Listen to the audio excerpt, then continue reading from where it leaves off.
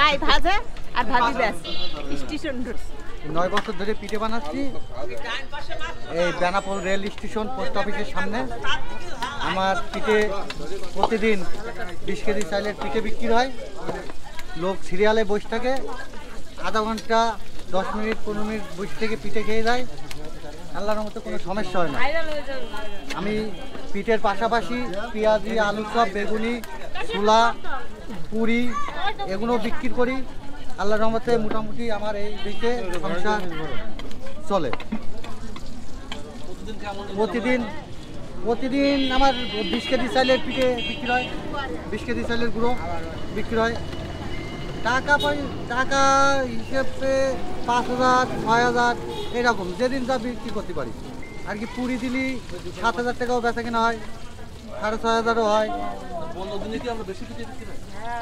বন্ধর দিনই শুক্র শনি ওই একই বেচা কিনা, আমার কোনো শুক্র আর শনি নেই, প্রতিদিন একই বেচা কিনা হয়।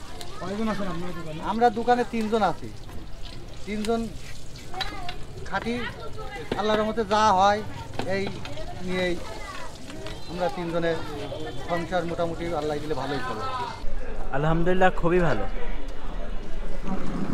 হ্যাঁ, কন্টিনিউ।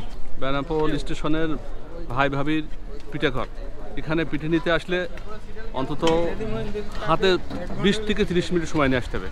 আমি এখানে প্রায় 40 মিনিট যাবৎ বসে আছি, কিন্তু পিঠে এখনও সিরিয়াল পাইনি। আমি আশা করছি আগামী 10 মিনিট পরে আমি পিঠে। এই পিঠাটা অনেক চলে। আপনার এই শীতকাল আসলেই এই পিঠাটা খাওয়ার জন্য এখানে অনেক ভিড় হয়ে যায় এবং আমরা